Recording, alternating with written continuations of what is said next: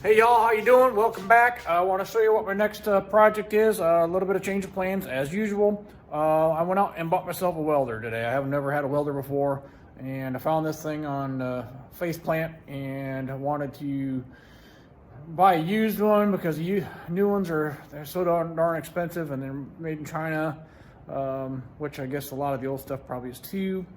But they got, new ones got a warranty. But anyway, I wanted something. Wanted something more specific than just a cheap old China brand, so I went out and bought myself a Miller. Let's take a look at it.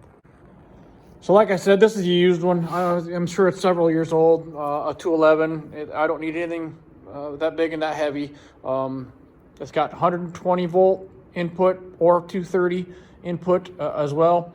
And it came with a spool gun, three spools of wire as well. It just needed to get cleaned up. It was in a guy's private body shop, so there's a lot of overspray and stuff on it. I got a lot of it cleaned up already.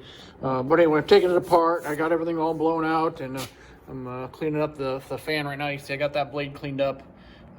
So I'm getting the cooling fan cleaned up a little bit. See how dirty these blades are. See how dirty that one is, how dirty that one is, how dirty that one is. But I got that one clean. So there's little things like that to drive me up the wall. I like to have that stuff as clean as I can, because that's how it was intended, how it was designed. So I'm going through, after I blew everything out here, I'm going to try to get as much of this overspray cleaned off of there as well, just to make it look good.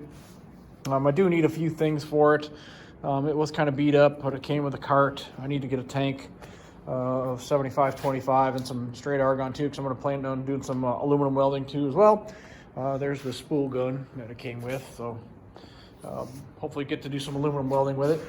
But anyway, that's my next project. Just getting this thing cleaned up and try to get it working.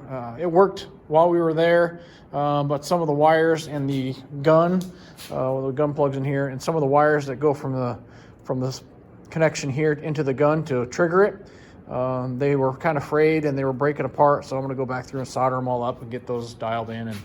And anyway, that's where I'm at with my next project, and so here we go. I'll do some more work on it.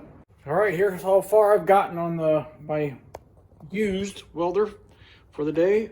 I got it cleaned up pretty decent. I still got a lot of overspray that I got to get off there. I'm not too worried about it right now, but a couple of the big things that I got done. This welder, I put rubber feet on it because the welder sat so low you couldn't open up this door to change the wire inside of there. So put rubber feet on it to raise it up a little bit. It's 9/16 of an inch higher, which is enough for the thing to close now and not interfere with anything. That's probably about the closest point right there. But so anyway, I feel good about that now, and I can change wire without fighting, trying to pick this thing, lift this thing up, and so reach in there and change wire. No big deal now. So that's cool. Yeah, that's it for the most part. So first of next week, I got to try to find a new wire. This wire that goes between, it's the trigger wire that goes between here and here, determines the spool gun, or helps determine, helps the trigger operate here on this. So when you pull the trigger, that's what tells the wire and the power to turn on going through here, whether it's the gun or the spool gun. But anyway, got that all cleaned up.